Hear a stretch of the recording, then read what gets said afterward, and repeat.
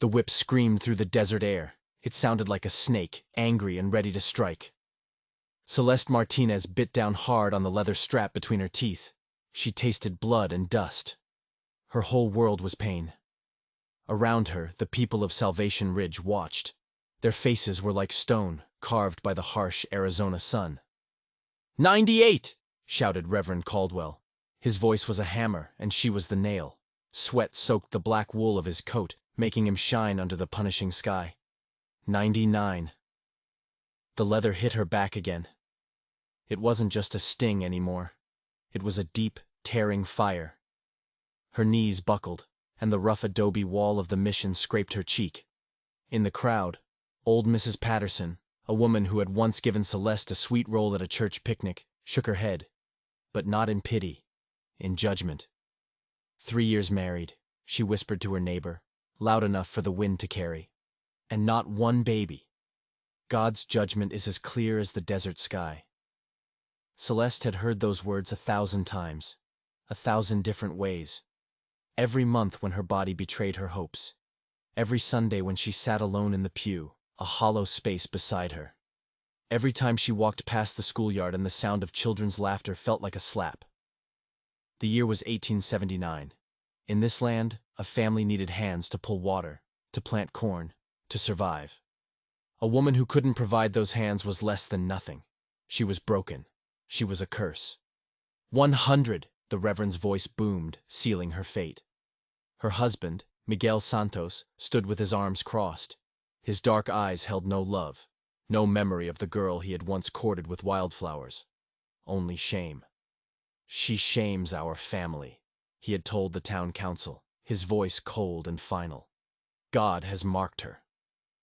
Celeste's vision was blurring, the faces in the crowd melting into a single, hateful mask. But through the haze, she saw it.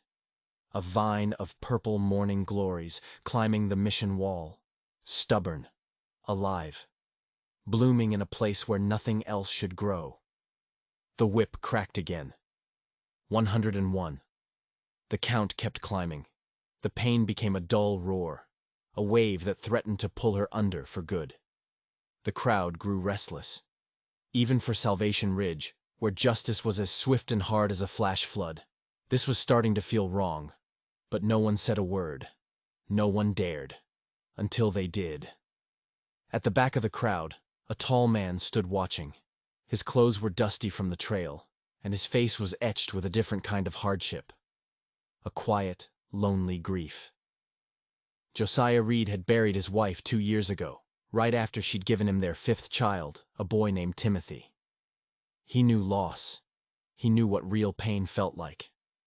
And this wasn't justice. This was just cruelty wearing the mask of righteousness. Behind him, his 5 children huddled close. 16-year-old Mary, with eyes as old as the mountains, covered little Timothy's face. The boy was only 4. He didn't understand why the nice lady who always gave him a piece of hard candy at the market was being hurt. 175. Celeste's legs finally gave out. She slumped against the wall, a broken doll made of dust and blood. The leather strap fell from her mouth.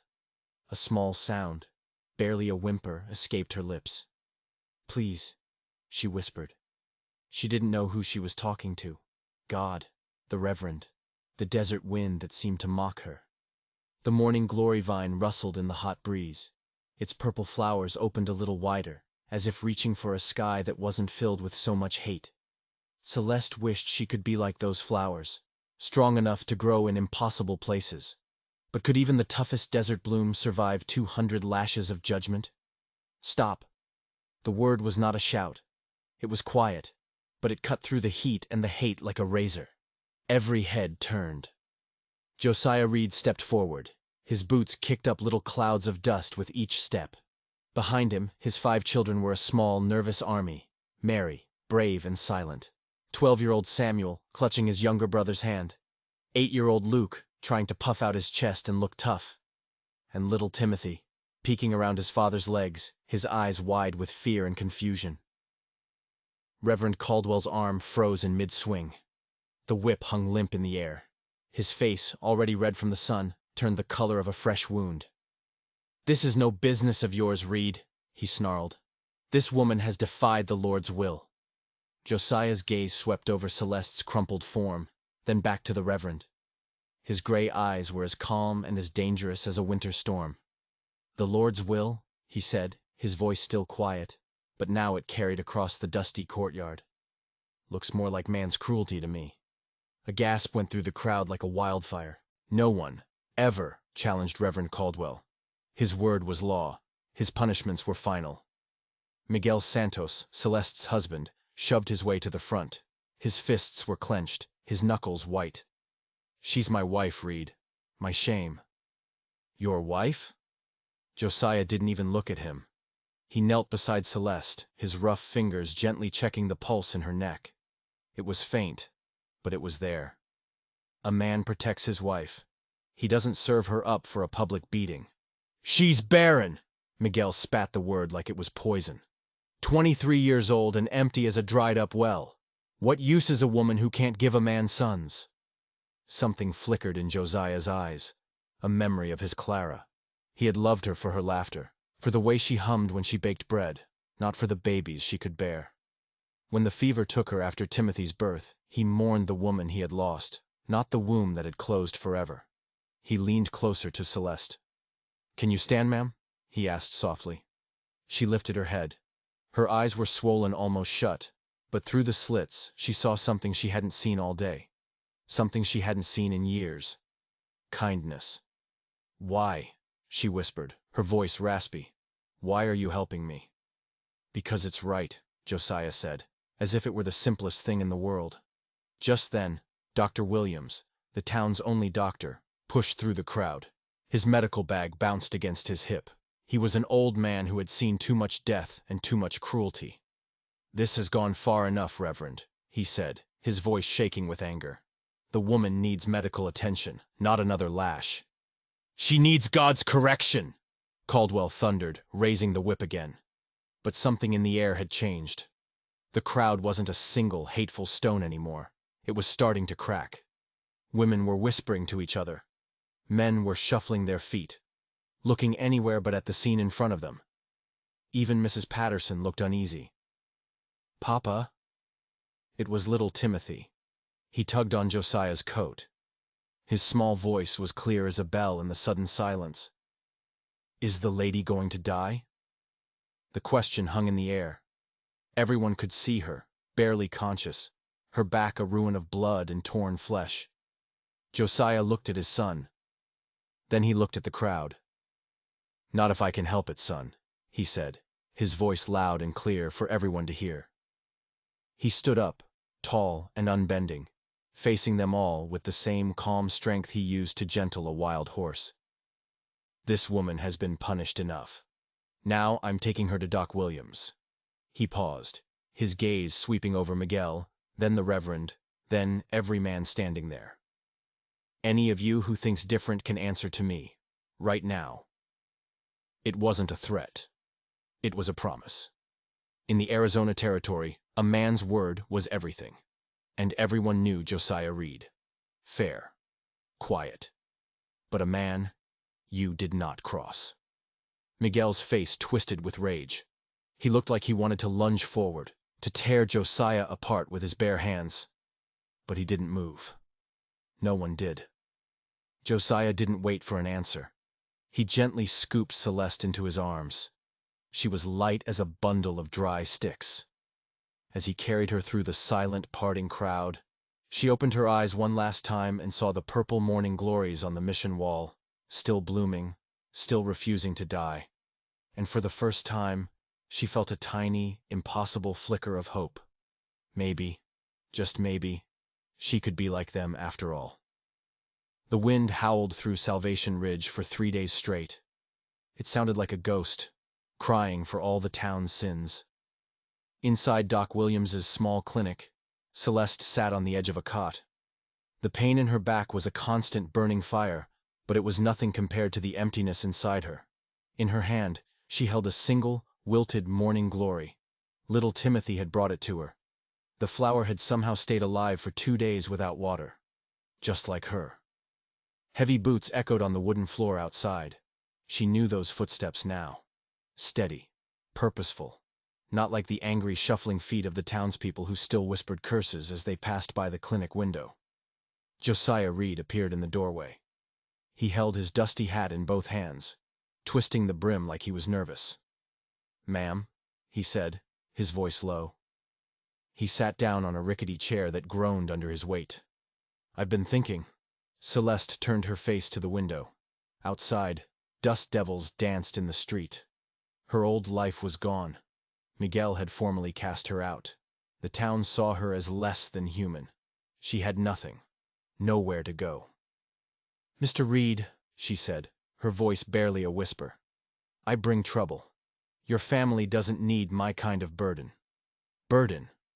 He looked genuinely surprised. "Ma'am, from where I'm sitting, it looks like you've been carrying everyone else's burdens your whole life. It's about time someone helped carry yours." His directness startled her. She looked at him, really looked at him, for the first time. His face was weathered, but his eyes were clear and honest. There was no pity in them, only a strange kind of respect. What are you offering?" she asked. He leaned forward, his hands on his knees. "A trade, a fair one. My children, they need a woman's touch. Mary does her best, but she's just a girl herself. They need someone to help with the cooking, the mending, the lessons. My house needs a heart." He paused, his gaze steady. "And you? You need a safe harbor, a place to heal where no one can hurt you." He took a breath. "I'm offering you a home, a roof over your head, food on the table, and my protection. You'd have your own room, your own space. No one would lay a hand on you. No one would own you." It was an impossible offer, a lifeline thrown into the dark well she had fallen into, but the world wasn't that kind. There had to be a catch. "And in return?" she asked, her voice tight with suspicion. He looked down at his hat. "In return, you'd be my wife." The word hit her like another lash. Wife. She knew what that word meant. It meant ownership. It meant duty. It meant closing your eyes and praying for it to be over. "No," she said, shaking her head. "I can't. I won't belong to another man. And I am barren. I can't give you children." "I'm not asking for children," he said quickly, looking up, his eyes full of an emotion she couldn't name. "I've got 5 of them already. That's more than enough for any man." He stood up and paced the small room. "This wouldn't be like what you had before. This would be a partnership, a contract, for mutual benefit and protection, in name only. Unless someday we both wanted it to be more. But that would be your choice, entirely." The silence in the room was thick. Celeste's mind was reeling. A marriage of convenience, a business arrangement. It was unheard of. But it was also safe. Just then, a small head peeked around the doorframe.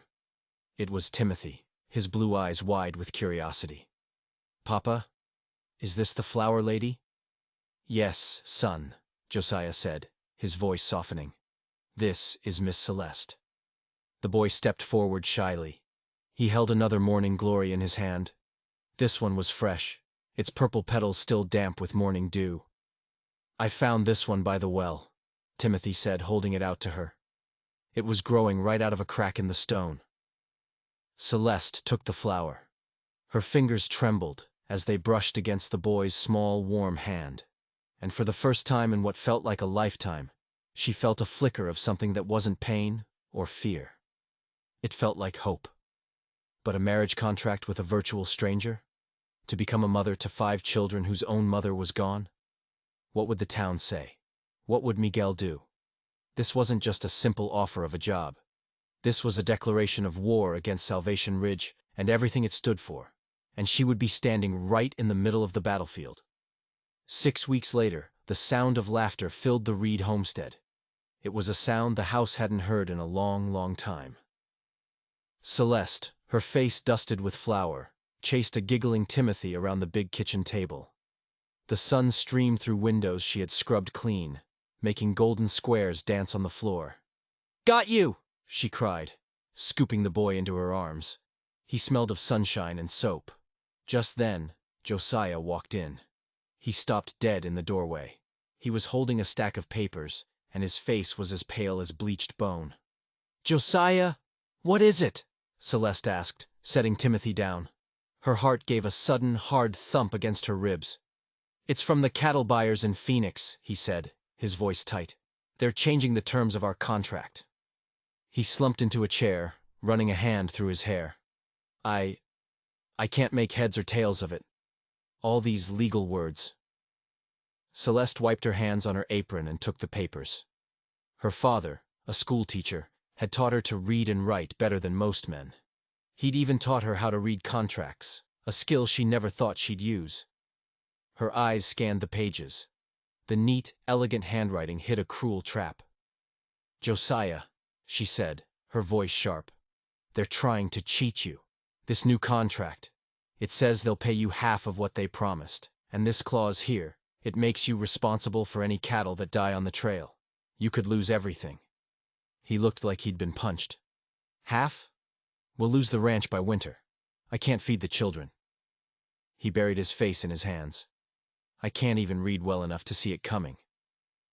The confession hung in the air, raw and painful. This strong, capable man, who could face down a whole town, was being defeated by words on a page. Just then, 8-year-old Samuel appeared in the doorway. He had his mother's serious eyes. "Miss Celeste," he said quietly, "can you teach Papa his letters, like you're teaching me?" Josiah looked up, his face flushed with shame. "I can't ask you to do that. It's not part of our arrangement." "Nonsense," Celeste said, a new determination hardening her voice. "My father always said reading is the only tool no one can ever take from you. Our arrangement is about mutual benefit, and this will benefit all of us."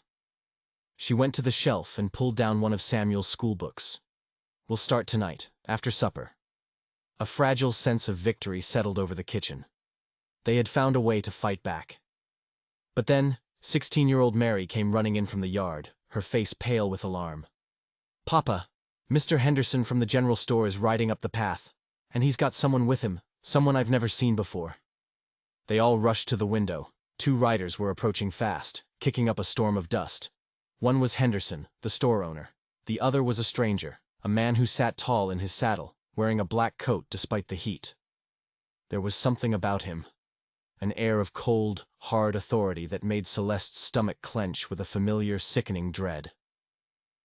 Josiah reached for the rifle that hung over the fireplace. "Looks like trouble," he muttered. But this wasn't the kind of trouble you could shoot. This was something worse. The stranger wasn't just a stranger. He was a U.S. Marshal. And as he dismounted, he pulled out a piece of paper. It wasn't a contract. It was an arrest warrant. For Josiah Reed.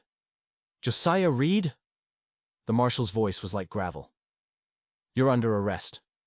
Josiah stood on his porch, rifle held loosely in one hand, his face a mask of confusion. "Arrest? For what?" The marshal, a grim-faced man with a drooping mustache, didn't even look at him. He was looking at Celeste, who stood framed in the doorway behind Josiah, her face as white as her flour-dusted apron. "For abducting a married woman," the marshal said, his eyes cold and flat, "and for assault against the Reverend Thaddeus Caldwell." It was a lie, a vicious, twisted lie. But it was a lie written on an official document, stamped and signed. "That's not what happened," Josiah said, his voice dangerously low. Mr. Henderson, the store owner, wrung his hands nervously. "Now, Josiah, the whole town saw you carry her off. And the Reverend, he says you threatened him. Put the fear of God into him, he says. The only thing that man fears is the truth," Josiah shot back. "Papa?" Samuel's small voice came from inside the house. The children were huddled in the kitchen, listening, terrified. The marshal's hand moved towards the pistol on his hip. "I'm not here to debate it, Reed. I'm here to enforce the law. Miguel Santos and Reverend Caldwell swore out the complaint themselves. You can tell your side of the story to the circuit judge in Phoenix." Phoenix was 100 miles of brutal desert away. A man could die on that trail, especially a man in chains. It was a death sentence, and everyone on that porch knew it. Celeste stepped forward. Her heart was hammering against her ribs, but her voice was clear. "It's me they want. This has nothing to do with him."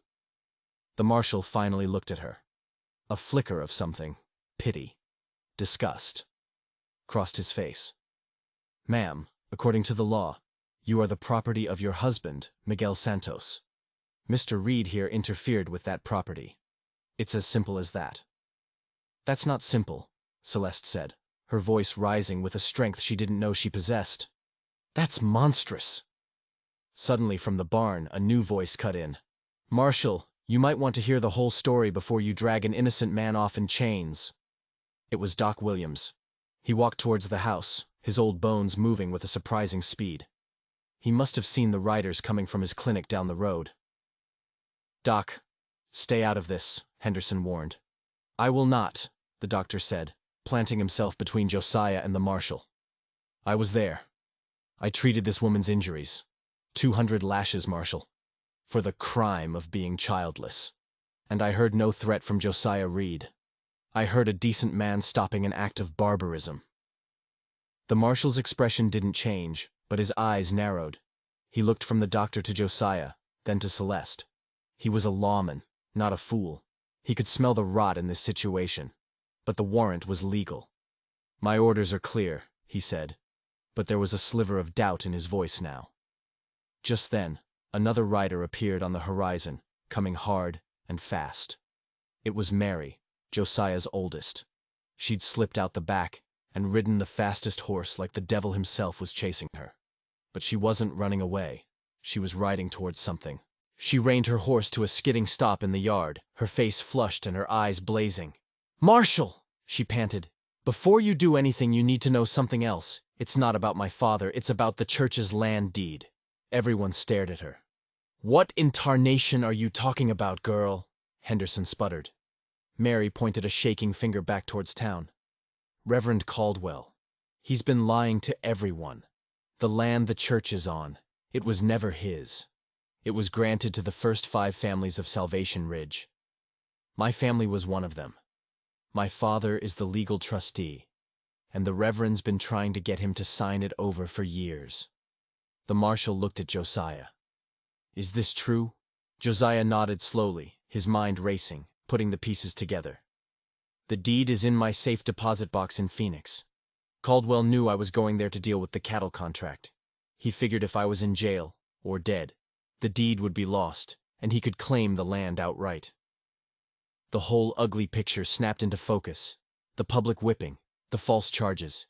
It was never about Celeste's barrenness. It was never about God's will. It was about greed.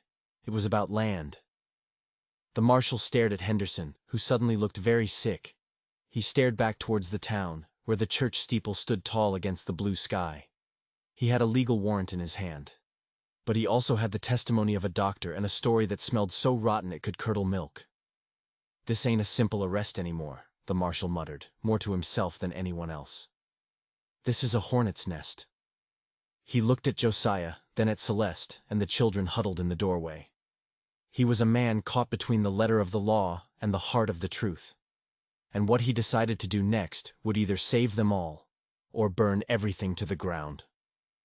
The marshal stood in the dusty yard, the warrant in his hand feeling heavier than a bar of lead. He was a man of the law, and the law was clear. But so was the truth, now that it had been laid bare in the harsh Arizona sun. "All right," he said, his voice a low growl. "Here's what's going to happen. I'm not arresting anyone today." A collective sigh of relief went through the Reed family. But the marshal held up a hand. "But this ain't over. I'm riding back to town to have a long talk with Reverend Caldwell and Mr. Santos, and I'm going to have a look at the town's records." He pinned Henderson with a glare that made the storekeeper flinch. "And you're coming with me. You're going to tell me everything you know about this land deed business." He turned to Josiah. "Reed, you and your family stay put. Don't go anywhere. I'll get to the bottom of this. But I'm warning you, if I find out you've been lying, I'll be back with 10 more men." Josiah just nodded. He knew the marshal was giving them a chance. A slim one, but a chance nonetheless. As the marshal and a very reluctant Henderson rode away, an uneasy silence fell over the ranch. They had won the battle, but the war was far from over. Caldwell and Miguel were cornered animals now, and cornered animals are the most dangerous. That night, no one could sleep. Celeste sat in the kitchen, staring into the cold embers of the stove. Josiah sat across from her, cleaning his rifle, the rhythmic click-clack of the mechanism the only sound in the house. "This is my fault," Celeste whispered into the darkness. "I brought this on you." "No," Josiah said without looking up. "This was coming long before you got here. You just brought it all to a head." He finally stopped cleaning and looked at her. His gray eyes shadowed with worry. "Celeste, if the marshal can't sort this out, if Caldwell gets his way, they'll come for you, and they'll come for me." The unspoken threat hung between them. A lynch mob, a midnight fire. Justice in Salvation Ridge was whatever the most powerful man said it was. "We should run," Celeste said, the words tasting like ash. "Tonight. We could be in Mexico in a week." Josiah shook his head. "This is my home, my children's home. My father built this ranch with his bare hands. I'm not running from a liar and a thief." "Then we have to fight," she said. "But how? He has the whole town convinced we're sinners." Josiah was silent for a long time. Then he stood up and walked to the small bookshelf where Samuel kept his school books. He pulled out the family Bible. It was old, the leather cover worn smooth by generations of reed hands. He opened it to the front, where family records were kept. Births, deaths, marriages. "Mary was right about the land deed," he said, his finger tracing a line of faded ink. "It was granted to 5 families, the Reeds, the Pattersons, the Hendersons." He paused. "And the Garcias." Celeste looked at him confused. "The Garcias? I don't know any Garcias. They left years ago," Josiah said. "After their daughter. After she died in childbirth. They couldn't bear to stay. But old man Garcia, he was the town's first record keeper, a meticulous man. He wouldn't have just left." He looked at Celeste, a new, desperate idea dawning in his eyes. What if he left his records behind? What if there's proof of Caldwell's lies hidden somewhere in this town? "But where?" Celeste asked. "The old Garcia place is abandoned now," Josiah said, thinking out loud. "It's on the edge of town, right next to the cemetery.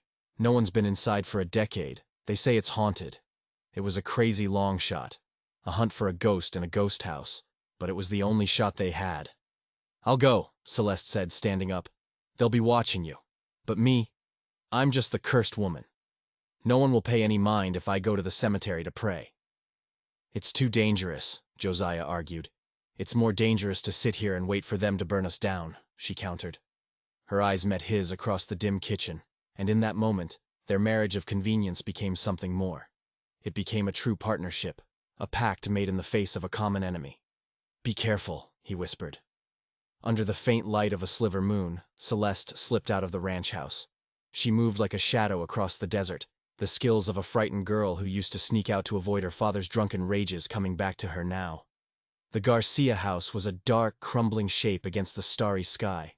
The windows were boarded up, and the front door hung off one hinge. It looked like a skull, empty and forgotten. With her heart pounding, she slipped around the back and found a loose cellar door. It groaned in protest as she pulled it open. The air that rose up from the darkness below smelled of dirt, decay, and secrets. Holding her breath, she lowered herself into the blackness. She was searching for a dead man's papers, in a haunted house, with a town full of enemies just a stone's throw away. It was madness. But as her feet touched the cool dirt floor of the cellar, she knew she had no other choice. The fate of the entire Reed family was now in her hands. The cellar was as black as the bottom of a well. The air was thick and heavy, smelling of damp earth and rotting paper. Celeste fumbled in the pocket of her dress for the small tin of matches Josiah had given her. Her hands were shaking so badly, it took her 3 tries to strike one. The tiny flame flickered to life, pushing back the oppressive darkness. She was in a small, dirt-floored room, lined with shelves. Most were empty, but on one, tucked away in the corner, was a stack of old, leather-bound ledgers. Her heart leaped. This had to be it. She grabbed the top ledger and opened it. The pages were filled with neat, spidery handwriting. Records of births, deaths, land sales, town council meetings. Old Man Garcia's entire history of Salvation Ridge. She worked quickly, her eyes scanning the pages, the match burning her fingertips. She lit another. She had to find proof. Something that would expose Caldwell for the fraud he was. Then she saw it. A council meeting entry from 10 years ago. It detailed the agreement for the church land. It was exactly as Mary had said. A trust, managed by the 5 founding families. And there, at the bottom, were the signatures, including Reverend Caldwell's, acknowledging the terms. He had known the truth the entire time. But then, she saw something else. Something that made the blood run cold in her veins. It was an entry from 3 years ago. A private loan. Reverend Caldwell had loaned a significant amount of money to a young couple just starting their farm. A couple who had then failed to produce a child. The name on the loan document was Miguel Santos. Celeste stared at the page, the match burning down, the flame licking at her fingers. She didn't feel it. Her mind was reeling, connecting the dots of a conspiracy so cruel it was almost unbelievable. Miguel wasn't just ashamed of her. He was in debt to the Reverend. Deeply in debt. The whipping. It wasn't a punishment. It was a payment. A public, brutal spectacle to cancel a private debt. Miguel had traded his wife's body and soul for a handful of silver. A floorboard creaked above her. Celeste froze, snuffing out the match between her fingers. She was plunged back into total darkness. Her heart was pounding so loud she was sure they could hear it upstairs. Someone else was in the house. She could hear footsteps, slow and heavy, moving across the floor of the room directly above the cellar. They stopped. Then she heard a voice. It was a voice she would know anywhere. Miguel's. "Are you sure this is where they are?" he said, his voice a low growl. Another voice answered, this one slick and oily with false piety. "Reverend Caldwell. The old doctor has a big mouth. He told Henderson he suspected Garcia left his records here. The marshal is getting suspicious. We have to find those ledgers and burn them before he does." Celeste flattened herself against the damp stone wall, trying not to breathe. They were right above her. They were looking for the very proof she held in her hands. She heard them start to tear the room apart. Furniture being overturned, boards being ripped from the walls. They were getting desperate. Then, a new sound. The scrape of wood on wood. "The cellar," Caldwell said. "Check the cellar." Celeste's blood turned to ice. There was no other way out. She was trapped. She could hear them at the top of the stairs, fumbling with the latch to the cellar door. In the suffocating darkness, she clutched the ledger to her chest. This book was her only weapon. It was the truth. But what good was the truth if she was dead? The cellar door creaked open. A sliver of moonlight cut through the blackness. A large silhouette filled the opening. She had only seconds to act. Just as Miguel started down the rickety wooden steps, Celeste did the only thing she could. She screamed. Not a scream of fear, but a scream of pure, unadulterated rage. And as he faltered, blinded by the sudden transition from moonlight to darkness, she hurled the heavy leather ledger with all her might. It caught him square in the face. He roared in pain and surprise, stumbling backward, his arms flailing. He crashed into Reverend Caldwell, who was right behind him. The 2 men tumbled in a heap at the top of the stairs. It was the only chance she would get. Celeste scrambled up the stairs, past their tangled bodies, and burst out into the moonlit night. She didn't look back. She just ran. She ran like she had never run before. Her bare feet flying over the rocky ground, the cold night air burning in her lungs. Behind her, she could hear them shouting, cursing, getting to their feet. She didn't run for the ranch. They would expect that. Instead, she ran towards the center of town, towards the only place that was both a sanctuary and a prison. The church. She burst through the heavy oak doors and ran down the center aisle, her gasping breaths echoing in the vast, empty space. She collapsed onto the steps of the altar. the place where she had been condemned, clutching the stolen truth to her chest. She could hear them coming, their footsteps pounding on the hard-packed dirt of the street. She was trapped again. But this time, she wouldn't be hiding in the dark. This time, the confrontation would happen in the house of God. And this time, she wouldn't be silent. The church doors slammed open, banging against the stone walls. Miguel and Reverend Caldwell stood silhouetted against the moonlight, their faces twisted with fury. Miguel had a bleeding gash on his forehead where the ledger had hit him. "Witch!" he spat, advancing down the aisle. "You'll pay for that." "There will be no more paying," Celeste said, her voice ringing out in the cavernous space. She had found a strength she never knew she had. The fear was still there, a cold knot in her stomach, but it was overshadowed by a white-hot anger. She stood up on the altar platform, holding the ledger like a shield. "Only truth. The truth is that you are a barren, disobedient woman who has brought a curse on this town," Reverend Caldwell said, his voice regaining its familiar, booming authority. "You have defied God. You have defied your husband." "No," Celeste said, her voice shaking but clear. "The truth is, in this book." She held it up. "The truth is, you lied about the land deed. The truth is, you loaned my husband money you knew he could never repay." She looked directly at Miguel, her eyes burning into his. "And the truth is, you sold me. You sold me for 200 lashes to clear your debt." Miguel flinched as if she had struck him. The accusation, spoken aloud in this holy place, seemed to suck the air out of the room. "Lies!" Caldwell thundered, but his voice lacked conviction. His eyes darted towards the door, as if he was looking for an escape. But it wasn't an escape that was coming. It was an audience. Drawn by the shouting, figures began to appear in the church doorway. First one, then another. Old Mrs. Patterson, her face a mixture of confusion and dawning horror. Mr. Henderson, pushed forward by the grim-faced marshal. Doc Williams. And then Josiah, with his children standing behind him, his rifle held ready. Soon, the back of the church was filled with the silent, watching faces of the people of Salvation Ridge. The marshal stepped forward, his boots echoing on the stone floor. "Reverend," he said, his voice dangerously calm, "it seems you have some explaining to do." Caldwell's face went pale. He looked from the marshal to the crowd, his mask of righteousness crumbling to reveal the terrified, greedy man beneath. "She's the devil," he stammered, pointing a shaking finger at Celeste. "She's bewitched you all." "No, Reverend," a new voice said. It was Josiah, stepping up to stand beside Celeste on the altar. He put a protective arm around her. "She just showed us the truth, something you seem to have forgotten the meaning of." He looked out at his neighbors. "For years, we have listened to this man tell us what God wants. He told us God wanted us to judge, to punish, to cast out. He used fear to control us." He looked at Miguel, his eyes filled with a sad kind of pity. "He used debt to own us." He turned back to the crowd.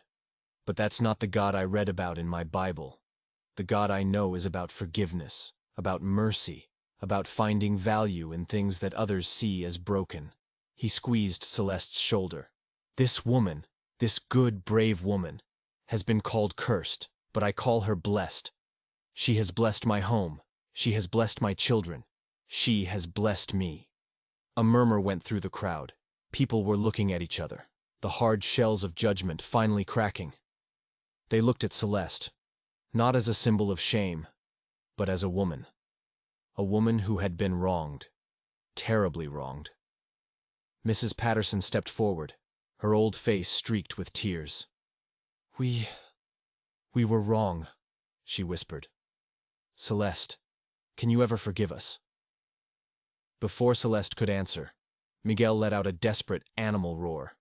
He lunged forward, not at Celeste, but at the Reverend. "You ruined me!" he screamed, tackling the larger man. They crashed to the floor, rolling and fighting in the aisle like dogs.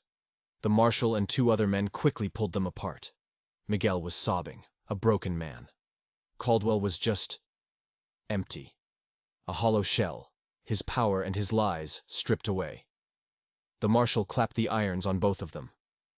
"Reverend Thaddeus Caldwell and Miguel Santos," he said, his voice filling the silent church. "You are under arrest for fraud, conspiracy, and bearing false witness. You'll be explaining yourselves to the circuit judge." As the marshal led the two disgraced men away, a strange, new quiet settled over Salvation Ridge. It was the quiet of a fever breaking, the quiet of a long-awaited rain after a drought. Josiah turned to Celeste. In front of the entire town, he took her hand. His rough, calloused fingers wrapped around hers. "Celeste Martinez," he said, his voice thick with emotion. "Our arrangement was for a partnership, for protection." He paused, his gray eyes searching hers. "But my heart wants more than that. I love you. Will you do me the honor of being my wife? For real this time? In every way that matters?" Tears streamed down Celeste's face, but for the first time in her life, they were tears of joy. She looked at Josiah, the man who had seen worth in her when she saw none in herself. She looked at the 5 children standing in the aisle, their faces shining with hope. Her children. "Yes," she whispered. "Yes, I will."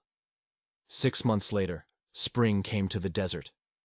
The morning glory vines that now covered the entire east wall of the Reed house bloomed in a riot of purple, a testament to the fact that beautiful things could grow in the harshest of places. Celeste, now truly Celeste Reed, knelt in her garden, her hands deep in the rich soil she had nurtured all winter. The ranch was thriving. With her sharp mind for contracts and Josiah's knowledge of cattle, they had become one of the most successful operations in the territory. "Mama Celeste!" 4-year-old Timothy ran towards her, his small hands cupped around something precious. He had started calling her that on his own, and the name filled a space in her heart she didn't even know was empty. He opened his hands to reveal a perfect morning glory seed. "The wind brought it," he said seriously. "I think it wants to live here with us." Celeste smiled and took the seed. Everything wanted to live here now. The town had changed too. A new, younger preacher had arrived, one who spoke of mercy instead of damnation. The land deed was secure, held in trust by the families it belonged to. People in Salvation Ridge started talking to each other again, helping each other. The poison of fear had been washed away. Josiah came out onto the porch, watching his wife and son in the garden. He was a man transformed. The grief that had haunted his eyes was gone, replaced by a deep and steady joy. The 5 children, once a scattered group of grieving individuals, were now a family, knitted together by the love and strength of the woman they all called Mama. Celeste looked up and met his eyes across the yard. In that shared glance was a whole world of understanding. They had faced down cruelty and greed. They had walked through the fire and come out the other side, not burned, but forged into something stronger. She had once believed she was barren, empty, a broken well. But she had been wrong. She hadn't been able to grow a child in her womb, but she had grown a family in her heart. She had grown love in a place of hate. She had grown hope in a place of despair. And here, in the heart of the Arizona desert, she had finally, truly bloomed.